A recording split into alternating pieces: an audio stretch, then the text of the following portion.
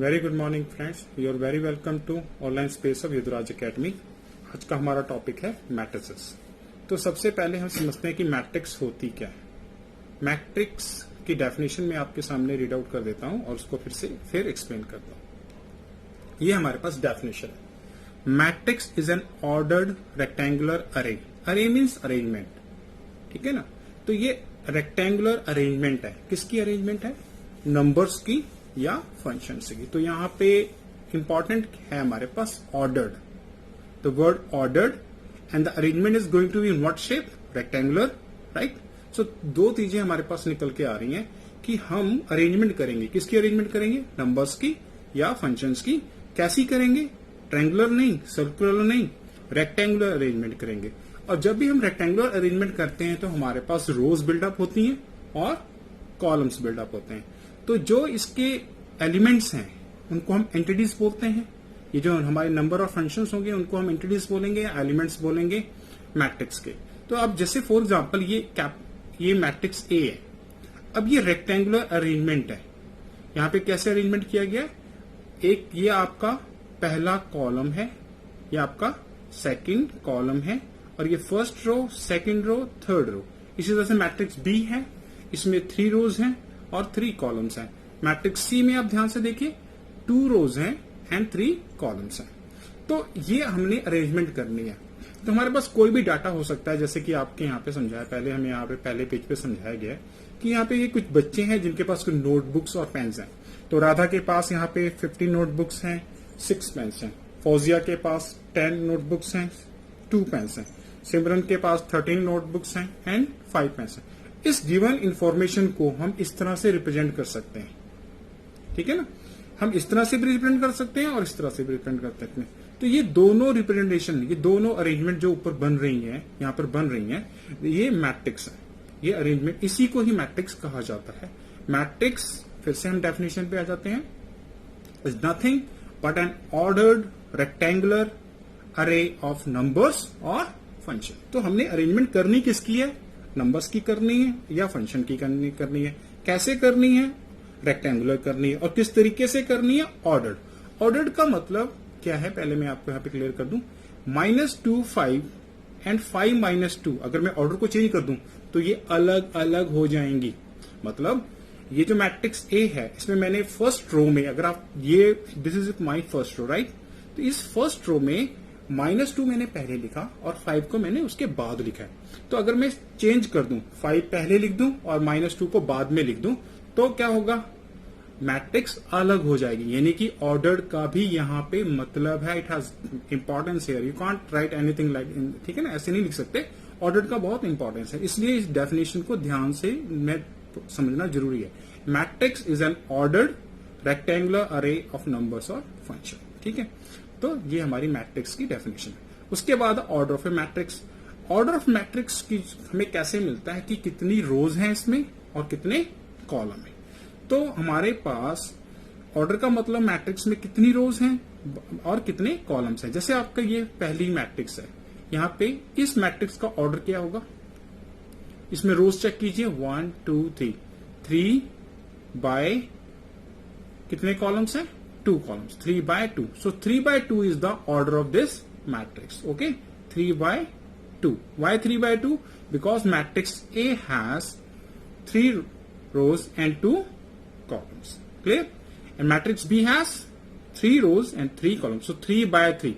ये क्रॉस नहीं पढ़ेंगे हम यहाँ पे। यहाँ पे ये मैट्रिक्स बी है जो 3 by 3 हम कह रहे हैं, 3 क्रॉस 3 नहीं रीड आउट करेंगे, इसे 3 by 3 का रीड आउट करेंगे, ठीक है। अच्छा, अगर आपको मैट्रिक्स का ऑर्डर मालूम हो तो क्या आप पता कर सकते हैं कि इसमें कितने एलिमेंट्स होंगे? बिल्कुल कर सकते हैं हम। हमें क्या करना है, अब इस मैट्रिक्स में कितने एलिमेंट्स हैं, कितनी एंटिटीज हैं? 1 2 3 4 5 6। तो कैसे पता चला? 3 by 2, दैट इज 3 को अगर 2 से मल्टीप्लाई किया जाए तो कितने एलिमेंट्स हमारे पास आएंगे? 6, है ना। तो मल्टीप्लाई करके आपके पास वो आ सकता है कि उसके पास कितने एलिमेंट्स होंगे। ये हमारे पास एक जनरल मैट्रिक्स है, प्लीज इसको देख के घबराना नहीं है। ये कोई भी मैट्रिक्स हो सकते हैं जिसमें हमारे पास कितनी रोज हैं और कितने कॉलम्स हैं फ्रेंड्स। अगर आप चेक करें तो ये 1m तक जाता है नीचे, तो m रोज हैं इसमें और n कॉलम्स हैं, तो m इंटू n इसके नंबर ऑफ एलिमेंट्स होंगे। ये हमारा मैट्रिक्स का जनरल एलिमेंट है। जनरल मीन्स जनरल मतलब कोई भी element. This a i j means this element lying in the ith row and jth column. Okay, ith row and jth column, so that is the meaning of aij here. Okay, हम आगे चलते हैं। अब we shall follow the notation. अब ये general मैंने आपको बताया। किसी भी मैट्रिक्स को हम अब ऐसे बार बार नहीं लिखेंगे, it will occupy lot of space, right. We can not write general matrix in this way because it will occupy lot of space. So उसकी शॉर्ट फॉर्म ये है aij cross, this is the short form, right, this is the short form. यहाँ पे aij का मैंने आपको मतलब बताया ना, i इज द ith रो, जो पहले आता है वो रो है और जो बाद में आता है वो कॉलम है, राइट। क्लियर हो गया होगा आपको। i is the row, j is the column. अभी आपके सामने कुछ एग्जांपल्स आएंगे तो ये और क्लियर हो जाए। अब यहाँ पे एक मैट्रिक्स x डोनेट दिखाई जा रही है आपको। इस मैट्रिक्स में कितनी रोज है? 2 रोज हैं और 4 कॉलम है। क्लियर। ऐसी y मैट्रिक्स में 4/2 by this is read as 2/4 and this is read as 4/2। So these are the order of matrix. अब हमारे पास ये देखिए, यहाँ पे एक डाटा गिवन है आपको, ठीक है ना। This is a data. ये कोई फैक्ट्रीज हैं 1 2 3, उसमें कितने मैन काम करते हैं, दिस, कितनी वुमेन काम करते हैं, दिस। तो उन्होंने क्या कहा है कि इस इंफॉर्मेशन को 3/2 मैट्रिक्स में रिप्रेजेंट कीजिए। तो ध्यान रखना 3/2 मीन्स का मतलब ये है कि आपको कितने रोज बनाने हैं, 3 रोज बनाने हैं। कितने कॉलम्स बनाने हैं, 2। तो ये जो अरेंजमेंट है इसमें आपने सिर्फ यहाँ पे ऐसे स्क्वायर ब्रैकेट लगा देनी है, तो ये 3 रोज हो जाएंगी, 2 कॉलम्स हो जाएंगे और आपका ये सोल्यूशन हो जाएगा। So this is the 3 rows 1 2 3 and how many columns, 2 columns. So this is the way to represent the given information. तो हमने क्या किया, एक इंफॉर्मेशन जो हमें गिवन थी उसको किस फॉर्म में लिख दिया, मैट्रिक्स की फॉर्म में लिख दिया। इसको मैट्रिक्स नहीं बोलते, this information is not a matrix. Now जब हमने इसको प्रॉपरली मैथ्स की फॉर्म में, इस फॉर्म में लिख दिया, तो now it has become a matrix. Okay, next. अब एक एग्जांपल नंबर 2 देखिए। इसमें क्या है, if a matrix has 8 elements what are the possible order it can have. ये क्वेश्चन आपके एक्सरसाइज में भी है। तो अगर 8 एलिमेंट्स हैं तो कितने क्या क्या ऑर्डर हो सकते हैं। तो आपने देखो, जितने भी नेचुरल नंबर्स हैं उनकी मल्टीप्लिकेशन करके 8 आता है। 1/8 8/1, एक तो ये ऑर्डर हो सकता है। 2/4 4/2, एक ये ऑर्डर हो सकते हैं। तो इसके टोटल 4 पॉसिबल ऑर्डर्स हैं। क्योंकि रोज को फ्रैक्शन में नहीं ले सकते आप, रोज कंप्लीट होंगी, they must be natural numbers. So natural numbers figure out करने हैं जिनका मल्टीपल्स करके 8 आता हो। तो 1/8, 1 is a natural number, 8 is a natural number. 8/1, that is also possible. 4/2, that is possible. 2/4. तो given possible orders ये हैं my friends. 1/8, 8/1, 4/2, 2/4. तो 1/8 का मतलब 1 रो है और 8 कॉलम है, राइट। इसी तरीके से ये क्वेश्चन बहुत ही इंपॉर्टेंट है एग्जामिनेशन पॉइंट ऑफ व्यू से। अब यहाँ पे आपको समझ में आएगा आईजे का मतलब क्या होता है। अब ये जनरल एलिमेंट डोनेट किया गया आपको, राइट। और इसमें आपने जो मैट्रिक्स बनानी है उसमें 3 रोज होनी चाहिए और 2 कॉलम। अब इसका मतलब क्या हुआ कि जो आई है ना आपका, वो 1 से ले 1 2 3 तक जाएगा और जे आपका 1 2 तक जाएगा। तो अब आप पहला एलिमेंट लिखेंगे ए। अब ये आपकी जनरल मैट्रिक्स बनेगी इसकी। ये तो शॉर्ट फॉर्म में एलिमेंट दिया है, तो जब आप उसको एक्सपैंड करेंगे उस एलिमेंट को, तो आपके कौन कौन से एलिमेंट्स आएंगे, A11 A12। अब आपने अब सोचना है मैं 2 पे क्यों रुक गया हूं, क्योंकि हमारे पास कॉलम 2 ही है ना, 2 से ज्यादा नहीं जा सकते आप। उसके बाद 2 1 2 2 3 1 3 2। अब ये जो मैट्रिक्स बनी है माय फ्रेंड्स, इसका ऑर्डर कितना है, 3/2। यस, तो आपने इस और मैट्रिक्स में तो आपके पास ये आ गया। अब आपको फिगर आउट करना है कि A11 की वैल्यू क्या आएगी। तो ये जो फॉर्मूला गिवन है मॉड के साथ, आपने आई की जगह 1 लिखना है और जे की जगह भी 1 लिखना है पहले एलिमेंट को फिगर आउट करने के लिए। दूसरे एलिमेंट A12 को कैसे फिगर आउट करोगे, आई की जगह आप 1 लिखोगे और जे की जगह 2 लिखोगे, तो जैसा कि एग्जांपल में किया गया। यहाँ पे देखिए आप A11 फिगर आउट किया। मॉड का ध्यान रखना, अगर माइनस में आता तो आपको उसको ड्रॉप करना पड़ेगा, क्योंकि मॉड में जब हम सॉल्व करते हैं तो हमारा आंसर पॉजिटिव ही आता है by the definition of mod function. तो ये इसको सॉल्व करोगे तो आपके ये बनेंगे, राइट। आपकी वैल्यूज फिगर आउट होंगी और यहाँ पे आप पुट कर देंगे तो आपका गिवन सोल्यूशन आ जाएगा। ये क्वेश्चन बहुत इंपॉर्टेंट है, ये आता है आपके एग्जाम में। उसके बाद हम आगे करते हैं। अब नेक्स्ट टॉपिक जो आपका था types of matrices, this is also important, इसकी नॉलेज बड़ी इंपॉर्टेंट। पहली मैट्रिक्स जो टाइप है आपको बताई गई है कॉलम मैट्रिक्स। तो जैसा कि नेम सजेस्ट कर रहा है, ऐसी मैट्रिक्स जिसके पास सिर्फ एक ही कॉलम हो। क्या कह रहा हूं मैं? ऐसी मैट्रिक्स जिसके पास सिर्फ एक ही कॉलम हो। तो हमारी जो रिस्ट्रिक्शन है वो कॉलम पे है, हमारी कोई रिस्ट्रिक्शन नहीं है रोज पे। We can have an number of rows but we are definitely going to have only one column. So this is a per example of a column matrix. Here how many rows do we have here?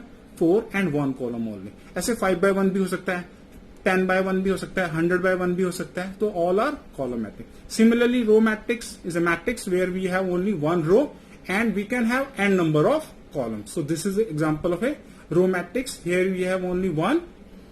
सिर्फ हमारे पास यहाँ पे एक ही row है, बाकी जितने मर्जी column हम कर सकते हैं।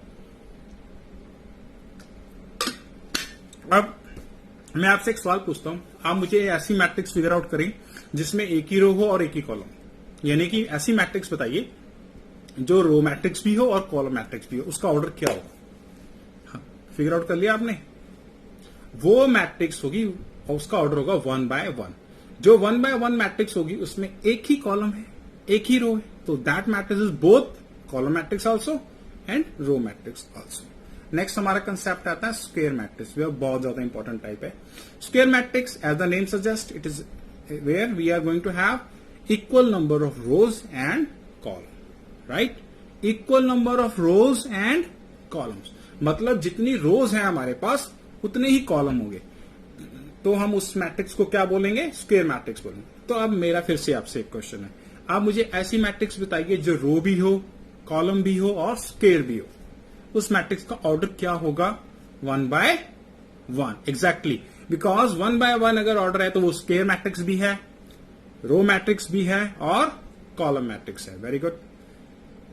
अच्छा, जो हमारे पास स्क्वायर मैट्रिक्स होता है उसमें हम ऑर्डर एम ही बोल देंगे। ऑर्डर एम मीन्स क्योंकि ये अंडरस्टूड है उसके जितने रोज होंगे उतने ही कॉलम होंगे। तो हाँ, हमारे पास स्क्वायर मैट्रिक्स 4 ऑर्डर की का मतलब है 4 by 4 है। अगर मैं कहूं मेरे पास स्क्वायर मैट्रिक्स है 10 की, तो इसका मतलब उसका ऑर्डर 10 by 10 है। So this way it is. Next, this is also important, diagonal matrix. What is the diagonal matrix? तो डायगोनल मैट्रिक्स की पहली कंडीशन क्या है कि वो स्क्वायर होनी चाहिए। ओके, तभी वो फर्दर डिफाइन की जा सकते हैं। तो डायगोनल मैट्रिक्स के first condition is that it must be a square matrix. और सेकंड कंडीशन क्या है कि जो नॉन डायगोनल एलिमेंट्स हैं, ध्यान से सुनना, non diagonal element must be 0, वो 0 होने चाहिए। तो ऐसी मैट्रिक्स को हम डायगोनल मैट्रिक्स कहेंगे। अब ये देखिए डायगोनल मैट्रिक्स है आपके, राइट? अब डायगोनल मैट्रिक्स में सारी ये भी हमारे पास स्क्वायर है, ये भी स्क्वायर है, ये भी स्क्वायर है, राइट? अब ये हमारा डायगोनल, ओके? इस डायगोनल की बात नहीं करेंगे हम, this is the diagonal. Non diagonal elements हमारे कौन से होंगे? जिसमें जहां पर i और j इक्वल ना हो। तो अगर आप फिगर आउट करें तो ये A11 है जनरल एलिमेंट और ये A12 है। तो यहां पे i और j सेम है, राइट? इन पे कोई कंडीशन नहीं है माय फ्रेंड। हमारी कंडीशन किस पे है कि जो नॉन डायगोनल एलिमेंट्स हैं, मतलब डायगोनल एलिमेंट्स को छोड़कर जो है उनका 0 होना जरूरी है। तो अगर आप यहां पे देखें तो ये डायगोनल एलिमेंट्स पे कोई कंडीशन नहीं है, they can be 0 also, right? And they can be non 0 also. तो कोई कंडीशन नहीं, पर इनको छोड़कर जो एलिमेंट्स हैं वो 0 होने चाहिए। तो यहां पे देखिए 2 ही नॉन डायगोनल एलिमेंट्स हैं और दोनों के दोनों 0 है। अब यहां पर आप आइए, matrix C is a very good example. अब ये जो डायगोनल एलिमेंट्स हैं आपके यहां पर, इन पे कोई कंडीशन नहीं है, लेकिन जो नॉन डायगोनल एलिमेंट्स हैं ये 0 है। अगर ऐसा हो रहा है कि मैट्रिक्स के नॉन डायगोनल एलिमेंट्स 0 हो और मैट्रिक्स स्क्वायर हो, तो हम उसको क्या कहेंगे? Diagonal matrices, right? That kind of matrices are called diagonal matrices. Clear? अब आइए नेक्स्ट, स्केलर मैट्रिक्स। स्केलर मैट्रिक्स पे क्या कंडीशन लगेगी? सबसे पहली बात है वो डायगोनल होनी चाहिए। तो जो कंडीशंस आपकी डायगोनल मैट्रिक्स पे लगती हैं वो सारी की सारी कंडीशन स्केलर मैट्रिक्स पे लगेंगी, पहली बात। उसके बाद स्पेशल कंडीशन क्या है कि इसके सारे डायगोनल एलिमेंट्स सेम होने चाहिए, कांस्टेंट होने चाहिए, मतलब उनकी वैल्यू सेम होनी चाहिए। अब आप देखिए पहले तो फिगर आउट करे कि ये क्या डायगोनल मैट्रिसेस हैं, सारी के सारी डायगोनल हैं। क्या इनके सारे डायगोनल एलिमेंट्स में एक जैसे हैं, कांस्टेंट हैं? बिल्कुल हैं। तो ये भी हमारी क्या मैट्रिक्स बन गई? स्केलर मैट्रिक्स बन गई। क्लियर? क्योंकि देखिए यहाँ पे ना √3 all are same, -1 all are same, and और ये हमारी जो फर्स्ट मैट्रिक्स है ये भी स्केलर मैट्रिक्स है, क्योंकि इसमें नॉन डायगोनल एलिमेंट्स तो है ही नहीं, और जो डायगोनल एलिमेंट्स है वो एक है, वो सेम ही होने वाला है। तो 1 by 1 मैट्रिक्स ना हमेशा स्केलर मैट्रिक्स होगी, और 1 by 1 मैट्रिक्स जो होगी वो हमेशा स्क्वायर होगी। 1 by 1 मैट्रिक्स हमेशा रो भी होगी, कॉलम भी होगी। तो ये बहुत ही स्पेशल काइंड ऑफ मैट्रिक्स है। तो आपका समझ में आया? अब ये मैं इसको मैथ्स में समझाता हूं। Bij is 0 when i is not equal to j, यानी कि इसका मतलब क्या है? Non diagonal elements. When i is not equal to j means non diagonal elements की बात हो रही है, जो डायगोनल पर नहीं है, जहां पे i और j सेम नहीं है। और अगर i और j सेम है तो वो डायगोनल एलिमेंट्स हो गए। तो स्केलर मैट्रिक्स वो मैट्रिक्स है, वो डायगोनल मैट्रिक्स है जिसमें डायगोनल एलिमेंट्स पे भी कंडीशन है, राइट? अगर आपके डायगोनल मैट्रिक्स में वापस जाऊं तो मैंने बोला था कि डायगोनल मैट्रिक्स पे कोई डायगोनल एलिमेंट्स पे कोई भी कंडीशन नहीं है, लेकिन ऐसा स्केलर मैट्रिक्स में नहीं है। उसके बाद आती है identity matrix. So identity matrix is scalar matrix, जहां पे सारे के सारे डायगोनल एलिमेंट्स का 1 होना, क्या कहा? 1 होना, 1 मीन्स 1 जरूरी है। अगर ऐसा होता है तो वो आइडेंटिटी मैट्रिक्स में। अब ये जो आइडेंटिटी मैट्रिक्स है, ये पहली बात तो आइडेंटिटी भी है, स्केलर भी है और स्क्वायर भी है। Clear?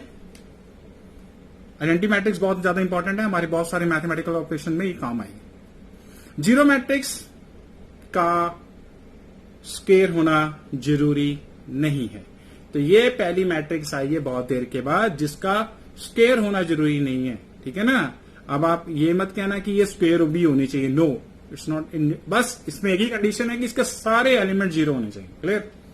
If the all the elements और the entities of the matrix are 0, then we say that is a zero matrix. Okay, अब हमारे पास एक कंसेप्ट आता है कि भाई हमने मैट्रिक्स को समझ लिया कि वो अरेंजमेंट होती है, रेक्टेंगुलर अरेंजमेंट होती है, ऑर्डर्ड अरेंजमेंट होती है नंबर्स की और फंक्शन की। तो उस पे ऑपरेशंस भी हम अब कुछ करेंगे, उनको इक्वेट करेंगे, सब्ट्रैक्ट करेंगे, ऐड करेंगे, मल्टीप्लाई करेंगे। तो उसी में सबसे पहले आता है इक्वालिटी ऑफ मैट्रिसेस। ठीक है ना? ये बहुत ही इंपॉर्टेंट कंसेप्ट है जो कि बहुत ही यूज होगा। When we say that two matrices are equal. Okay, अब यहां पे क्वेश्चन आता है, क्वेश्चन बनता है कि हम मैट्रिसेस को इक्वल कब कहेंगे? हम मैट्रिसेस को इक्वल कहेंगे जब उनके ऑर्डर सेम में होंगे, फर्स्ट कंडीशन, और उनके एवरी कॉरेस्पॉन्डिंग एलिमेंट्स भी सेम होंगे। सिर्फ 2 कंडीशन है यहां पे, ऑर्डर का सेम होना और उनके कॉरेस्पॉन्डिंग एलिमेंट्स का भी सेम होना। अगर ये दोनों कंडीशन फुलफिल हो जाती हैं तो मैट्रिसेस आर इक्वल।